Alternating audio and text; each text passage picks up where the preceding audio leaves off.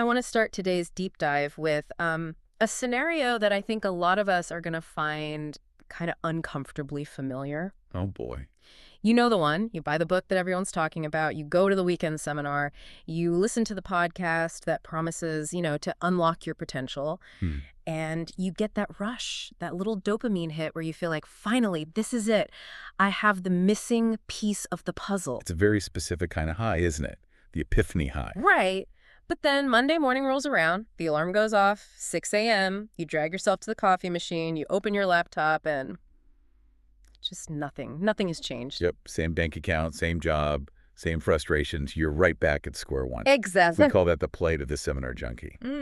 It's this endless loop of hunting for an external solution to what is really an internal problem. An internal problem. Yeah, we're sort of trained to look for answers on a stage or, in a table of contents. But the answer usually isn't in the new information. It's in the application of things we probably already know, but just aren't doing. That is the perfect setup for what we're digging into today. We are doing a deep dive into a transcript of an interview with the late Bob Proctor. Ah, Bob Proctor. Now, a lot of people know him from The Secret, the whole law of attraction, thoughts become things.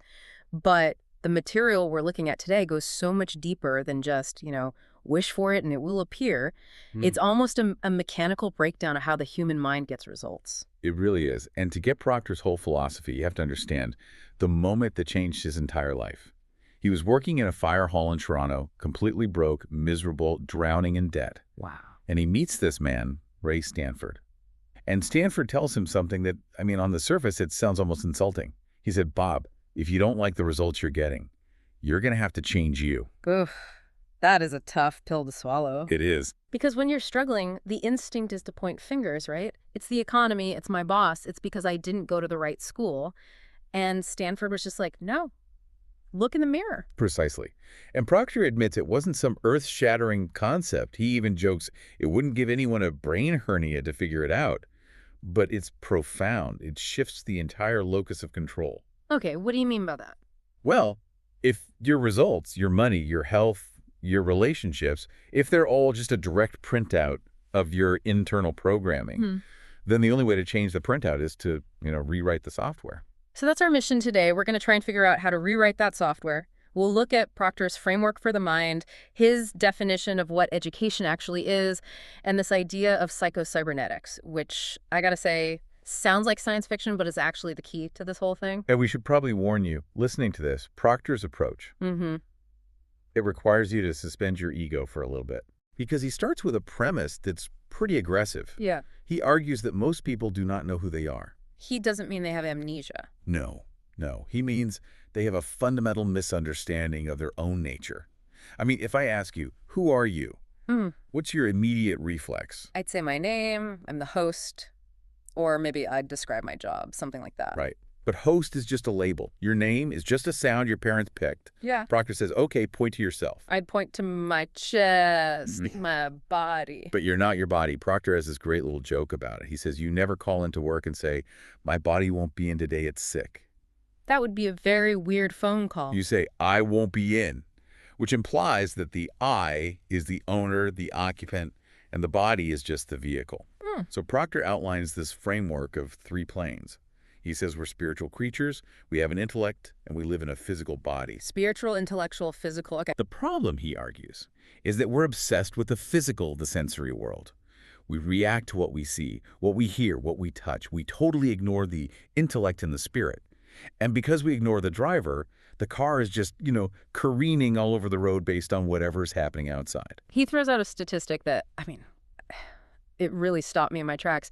He claims that 95% of the population isn't really living in a proactive sense. They're just reacting. Reacting. Playing follow the leader. 95%. It's a staggering number. But he backs it up with financial data. He points out that here, in North America, which has arguably the greatest economic opportunity in history, you have people working for 40, 50 years, and only about 1% end up truly wealthy. Maybe 4 or 5% are financially independent. And the other 95. Broke. Or dependent on others. That just seems statistically impossible if the playing field is even remotely level. Why is the gap that big? Is it lack of opportunity? Proctor says no. He says there are 2 main barriers. The first is our internal conditioning, which we'll get to. But the second one is our environment. It's the biological evolutionary urge to conform. He calls it the animal kingdom mentality. That's it. Think about a zebra in the wild. If you're a zebra, your survival depends on blending into the herd. Right. If you stand out, the lion gets you. Exactly. Conformity is safety. But Proctor argues that for a human being, blending in is a death sentence for your potential. Because we're not just trying to survive, we're trying to create something. We are built to create. He lists the greats, Yeah. Edison, Marconi, the Wright brothers. The one thing they all had in common is that they did not look at what the neighbors were doing. If the Wright brothers had looked at the consensus reality of their time, they'd have stayed on the ground. So taking a number and just fitting in is a betrayal of our nature. That's his argument. Okay, so if we're going to break away from the herd, we need a destination. We can't just wander off. We need a goal. Which brings us to how we define success. Because if you ask that 95%, they'll probably say success is $1 million or a big house. Which is a total trap. If success is a specific outcome, you're technically a failure until you get it. And even when you get it, the feeling fades pretty fast. So what's a better definition? Proctor loved the one from Earl Nightingale. Success is the progressive realization of a worthy ideal. The progressive realization of a worthy ideal. I like that. It makes success a verb, not a noun. It changes the entire metric. Proctor uses Mother Teresa as the example. She had no money. By any Wall Street metric, she's a failure. But by Nightingale's definition, she was wildly successful. Why? Because she had a worthy ideal, helping the poor, and she was actively moving toward it every single day. So success isn't the destination, it's the direction. Correct. If you're moving toward a goal you consciously chose, you are successful right now, not later. Okay, but to move toward that goal, especially a big one, you need more than good intentions. You need capability.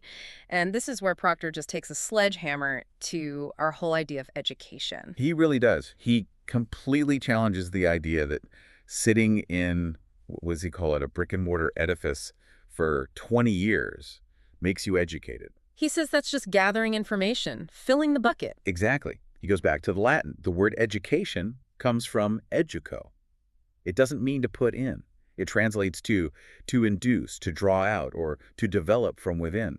That is the exact opposite of how most of us were taught. I know. We were treated like empty hard drives just waiting to be filled with dates and formulas. Proctor says true education is about developing the faculties of your mind so you can create whatever you want. He even shares this radical idea for schools. He says we should give every student a blank report card on the first day of the year. I would have loved that as a kid. Sounds a little chaotic, though. Well, think about the psychology of it, he says. Tell the student to visualize the grades they want. Write them down, A's all the way. Then, the entire school year is focused only on how to get those grades. And I assume rejecting any evidence that says you can't. That's the key. Instead of the teacher telling you what you're worth at the end, you decide what you're worth at the beginning. You engineer your behavior to match that standard. It teaches you to be the architect of your own performance. Which brings us to the how. How do we actually engineer that behavior? Because it's one thing to say, I want an A or I want to start a business, but it's another thing to actually do it. Proctor gets into the mechanics of the mind. He does, and he insists. This isn't magic. It is a process. And it starts with understanding that thoughts are energy. Thoughts are energy. Okay, that can sound a little bit, woo. Unpack that for us. Well, think about it. Everything we see around us, this microphone, the chair you're sitting on, it all started as a non-physical thought in someone's mind. We pull that thought energy in, and we build an image. Proctor's rule is simple. If you can hold the image in your head, you can hold the physical version in your hand. He quotes Van Gogh. Oh, I love this quote. I dream my painting, and then I paint my dream. I can hear the skeptic listening right now. Honestly, the skeptic in my own head is screaming. Go on. I can dream of a Ferrari all day long. That doesn't mean one is going to just appear in my driveway. And Proctor would say that's because you're treating it as a fantasy, not a theory. He has this three-step creation process. Fantasy, theory, fact. Okay, walk us through this. So everything great starts as fantasy. The iPhone was a fantasy. Space travel was a fantasy. But most people kill the fantasy immediately. They share it with a friend, a teacher, and that person says, don't be silly, be realistic. Be realistic. The ultimate dream killer. In this context, absolutely. Because reality is just the result of past thinking. If you want to create something new, you have to move that fantasy into theory. You have to start asking, okay, how could this happen? And then eventually, through action, it becomes fact. So the problem isn't that we have fantasies, it's that we let the wrong people talk us out of them before they even become theories. Exactly. Proctor calls this the sick doctor problem. I loved this analogy. Right. He says you wouldn't go to a sick doctor to learn how to get healthy. It's illogical. So why on earth do we ask our neighbor who's earning $40,000 a year and hates their job how to become financially independent? Because they're there. It's convenient. We seek validation from people who haven't done what we want to do. It's insane. We want the herd to approve our plan to leave the herd. It's never going to happen. Never. Proctor says you have to stop. Go to the source. Go to the experts. For him, that meant books. He says he's been reading Napoleon Hill's Think and Grow Rich for 23 years. 23 years. That really stood out to me. Most people read a book once, check the box, and say, yep, I know that. Why read the same book over and over for 2 decades? This is one of the deepest insights in the whole interview. He says you don't reread the book to find something new in the book. The words haven't changed. Then why do it? You read it to find something new in yourself. The book is a mirror. Exactly. As you grow, your awareness shifts. A sentence that meant nothing to you 5 years ago might suddenly unlock this massive realization today because you are different. You're bringing a new consciousness to the same text. That is a really powerful way to look at learning. It's not about consumption, it's about reflection. It is. Okay, so we have the theory. Protect our fantasies, stop listening to sick doctors. But let's get into the toolkit. Proctor offers a very specific tool, the goal card. Deceptively simple. Step 1. Decide exactly what you want. And he really hammers that word exactly. You can't just say, I want more money or I want to be happier. No. Vague goals produce vague results. You need a specific number, a specific date, a specific outcome. Step 2. Write it on a card. Step 3. Carry it in your pocket and read it constantly. Is that just about memorization or is something else going on there? It's about pattern interruption. We run on autopilot most of the day, right? We're just reactive. Pulling out that card interrupts the pattern. It forces your conscious mind to focus on the image of the goal. It keeps that worthy ideal front and center. But he adds a fourth step, which I think is probably the hardest part. He says when you look at that card, you have to reject every single thought of why you can't. That requires serious mental discipline. It's what he calls understanding the law of polarity. Polarity. Okay, this sounds like physics again. It is a universal law. Everything has an opposite. You can't have up without down. You can't have hot without cold. Proctor says this applies to situations too. So in every bad situation, there's a good element. Yes. Even if your car breaks down on the highway. I am struggling to find the positive in a breakdown on a Tuesday morning. Well, maybe you avoided a fatal accident 5 miles down the road. Maybe the tow truck driver introduces you to your biggest client. The point isn't about, toxic positivity. It's physics. You cannot focus on the negative polarity and the positive polarity at the exact same time. You have to choose which frequency to tune into. It's like a radio dial. You can't listen to the heavy metal station and the classical station at the same time. Exactly. And that choice determines your attitude.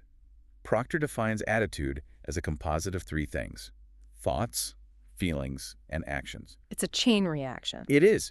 Your thoughts trigger your feelings. Those feelings, fear, excitement, whatever, they trigger your actions. And those actions produce your results. He also mentions that corporations are totally blind to this. It's the corporate blind spot. Yeah. I mean, companies spend 65% of their revenue on people, wages, benefits. But they know more about their gadgets and widgets than they do about the people.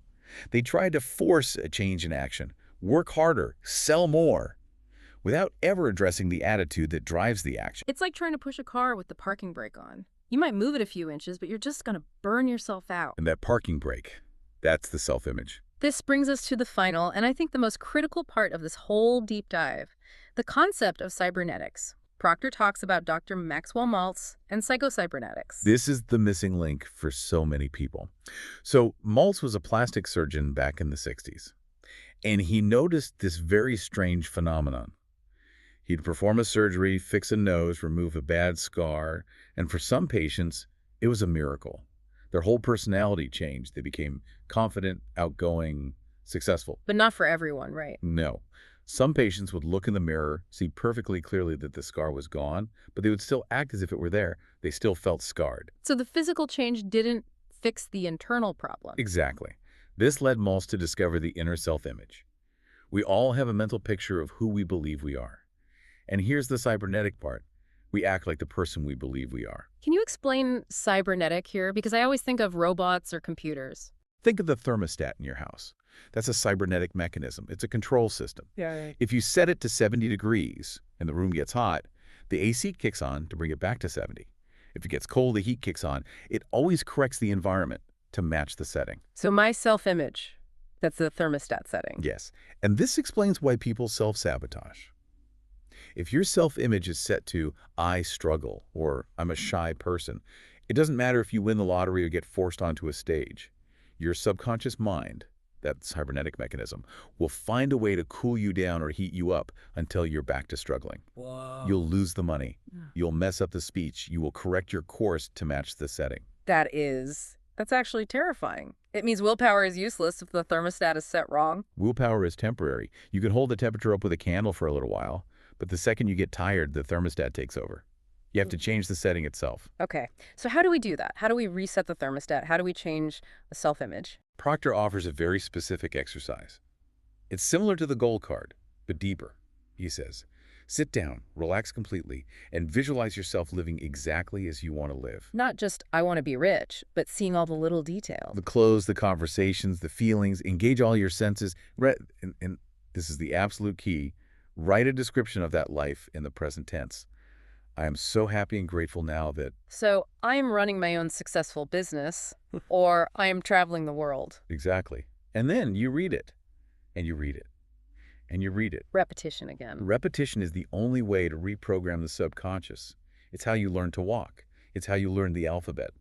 Proctor quotes William James. Believe, and your belief will create the fact. You are, in essence, brainwashing yourself into a new reality. Brainwashing usually has such a negative connotation, but here it's like you're washing out the dirt of the old programming. That's a great way to put it. You're washing away the "I can't" and replacing it with "I am." Once that self-image changes, once the thermostat is set to 80 instead of 60, your automatic behaviors change. You don't have to force yourself to work.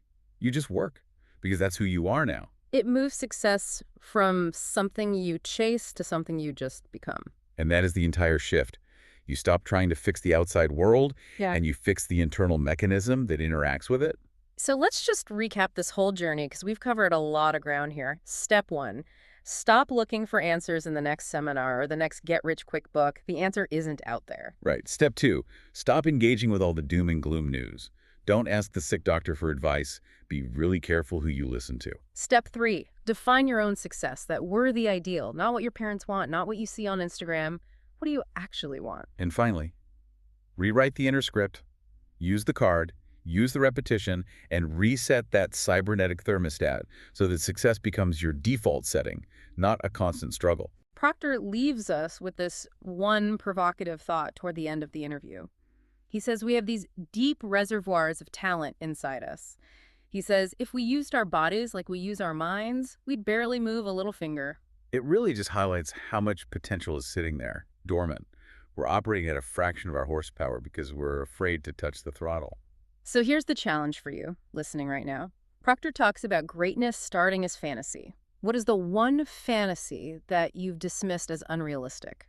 The one you pushed aside because it wasn't practical or because you didn't want to look foolish? And what would happen if, just for today, you started treating that fantasy as a theory? If you actually wrote it on a card in the present tense and decided to only entertain thoughts of how it could happen. I think I need to go update my goal card. It's looking a little vague after this conversation. I was just thinking the exact same thing. My worthy ideal could use a bit more specificity. Well, while we go work on our self-images, we hope this deep dive helped you uncover a little bit more of yours. Thanks for listening. Keep thinking.